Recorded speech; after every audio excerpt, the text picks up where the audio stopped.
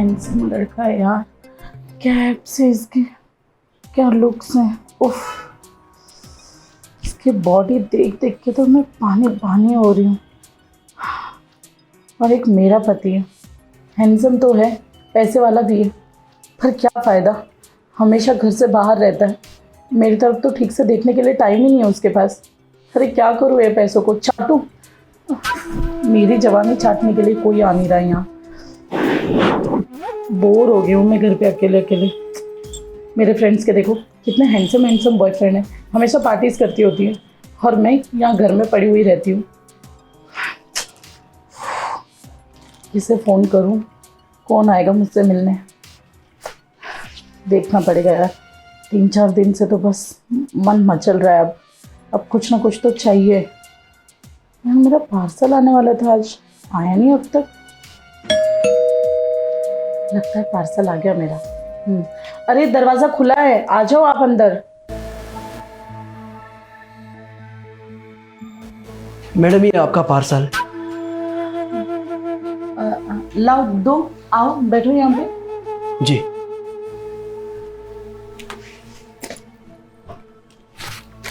लीजिए मैडम। कितने का ये पार्सल? पूरे 5,000।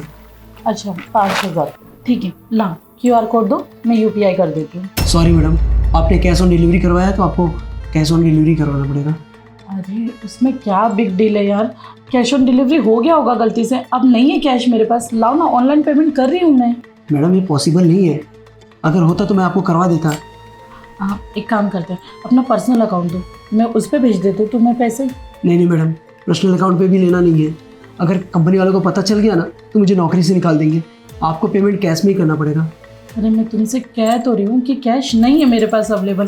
अरे मेरे अकाउंट में पैसे होते हैं हमेशा, और पता नहीं शायद जल्दी में मैंने कैश ऑन डिलीवरी कर दिया होगा, ध्यान नहीं होता। इतने सारे पार्सल मंगवाती हूँ मैं, और मेरे हस्बैंड भी घर पे नहीं है, वो भी 2-3 दिन के लिए बाहर गए।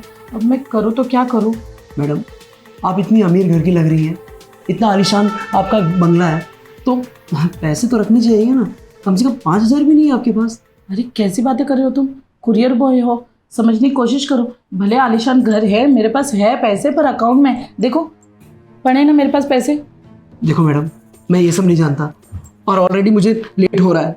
आप मुझे पैसे दीजिए, मुझे जाना है दूसरी जगह।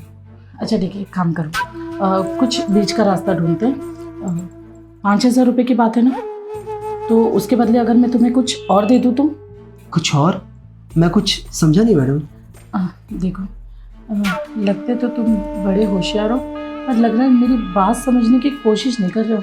देखो समझ जाओगे तो उसमें तुम्हारा ही फायदा है, घाटे का सौदा नहीं कर रही हूँ मैं तुम्हारे साथ। देखो मैडम, मैं ठहरा गरीब आदमी, ये कुरियर का काम करके अपने घर का गुजारा करता हूँ, तो प्लीज़ मुझे पैसे दे दीजिए।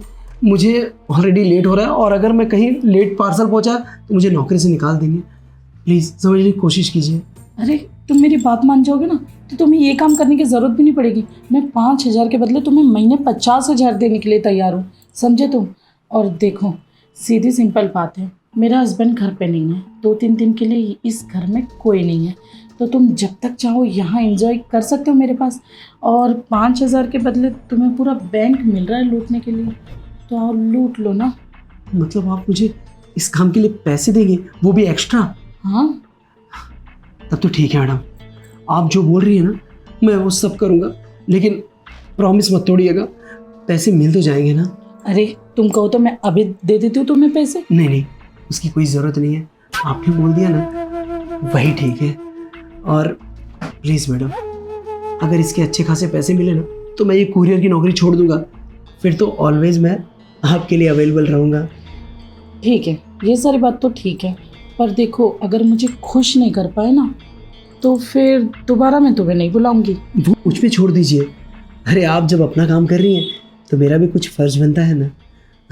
आइए मैडम, मैं सोच रहा था कि इस हॉल में ना कंफर्टेबल नहीं हो रहा हूँ, कमरे में चलते हैं ना, वहाँ पे अच्छे से एंजॉय करेंगे। हाँ ये भी बात सही है, वैसे भी यहाँ कोई ना कोई तो आ ही जाता है, टपक जाएगा कोई, हमें डिस्टर्ब कर देगा। चलो रूम में चलते हैं। हाँ चलो।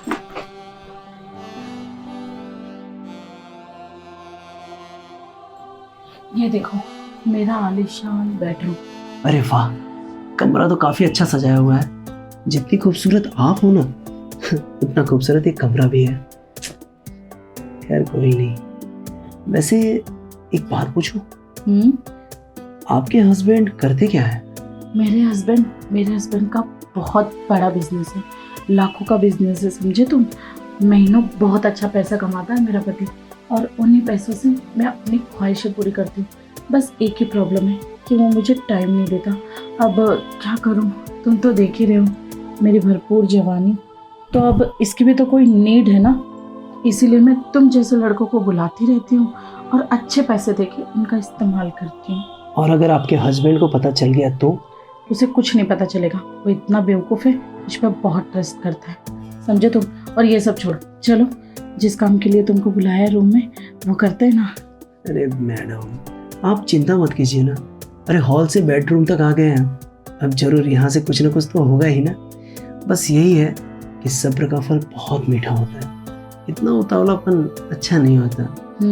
खैर कोई नहीं, आपने इतना ट्रस्ट किया है और ऊपर से पैसे भी देने वाली हो मुझे, तो मैं तो अपना काम करके ही रहूँगा ना। आओ फिर शुरू करते हैं। पूनम, अरे आप अचानक घर कैसे आ गए? क्या चल रहा है सब? अरे कुछ नहीं, वो ज़रा सा मुझे चक्कर आ रहा था ना, तो ये भाई साहब मुझे यहाँ कह रहे थे कि थोड़ा आप आराम कर लो। अच्छा, कौन है वैसे ये? ये कुरियर वाले हैं, कुरियर लेकर आए थे। अपनी बकवास ना बंद करो। और कितना झूठ बोलोगी तुम? अरे जब भी मैं ऑफिस जाता हूँ ना, सोसाइटी वाले मुझे रोज़ बोलते हैं कि भाई तू तो अपनी बीवी से बहुत प्यार करता है, लेकिन तेरी बीवी तुझे धोखा दे रही है। वो तेरी पीठ पीछे घर में गैर मर्दों को बुलाती है, उनके साथ अपनी रातें रंगीन करती है। लेकिन मुझे उनकी बातों पर विश्वास नहीं था। फिर एक दिन मेरे दोस्त ने ही बोला कि भाई कल मैंने तेरे घर से एक आदमी को निकलते हुए देखा।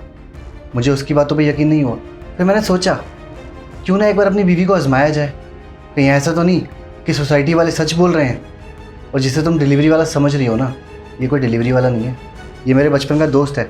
मैंने ही इसे कहा था कि भाई एक काम कर, तू मेरे घर पे डिलीवरी वाला बन के जा, मैं भी तो देखूं कि सोसाइटी वालों की बातों में कितनी सच्चाई है। और देखो ना, आज तुम्हारी सच्चाई मेरी आंखों के सामने आ गई। अरे क्या कमी छोड़ी थी मैंने? क्यों करा तुमने ऐसा, बताओगी?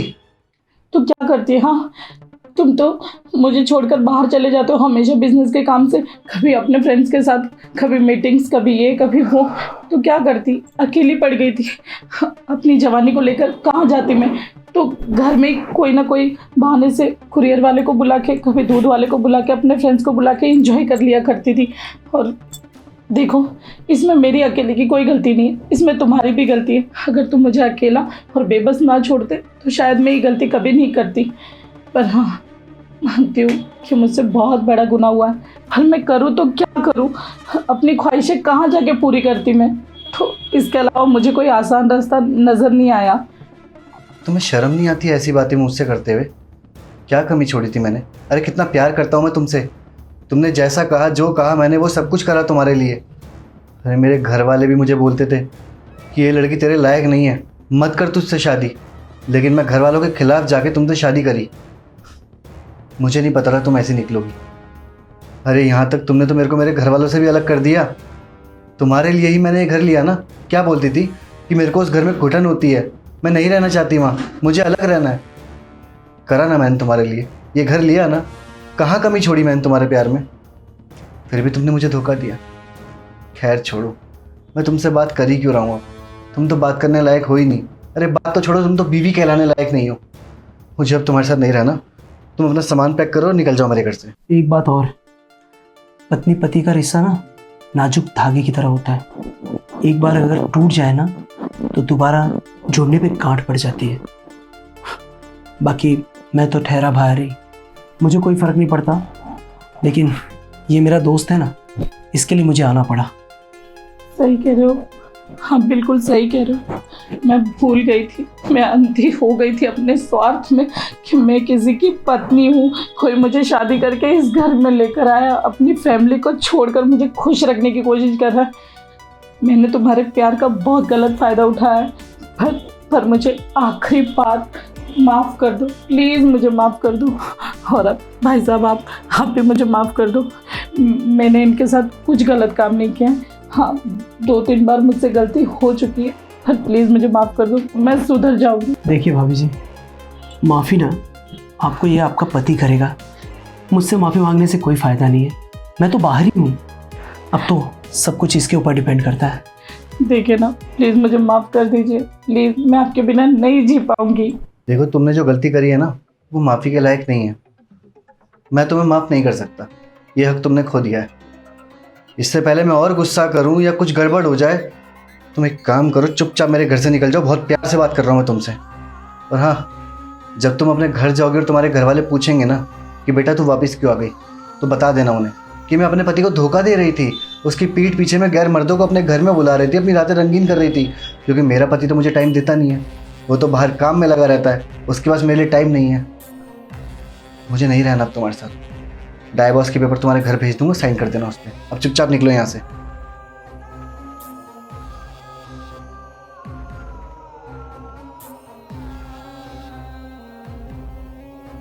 और भाई, तेरा बहुत बहुत शुक्रिया। अगर तो मुझे मेरी बीवी के बारे में नहीं पता था तो मुझे कभी पता भी नहीं चलता। मैं अंधा था इसके प्यार में, लेकिन तूने आज इसकी सच्चाई मेरी आंखों के सामने ला के खड़ी कर दी। बहुत बहुत शुक्रिया भाई तेरा। अरे कैसी बातें कर रहा है, तू मेरा दोस्त है और ये सब तेरे लिए तो कर रहा था।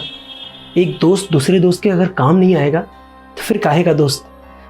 चल ठीक है, अच्छा हुआ तुझे तेरी पत्नी का असलियत पता चल गया, नहीं तो अगर ये बाद में पता चलता ना तो बहुत तकलीफ होता। खैर कोई नहीं, मुझे लेट हो रहा है, मैं भी निकल रहा हूँ।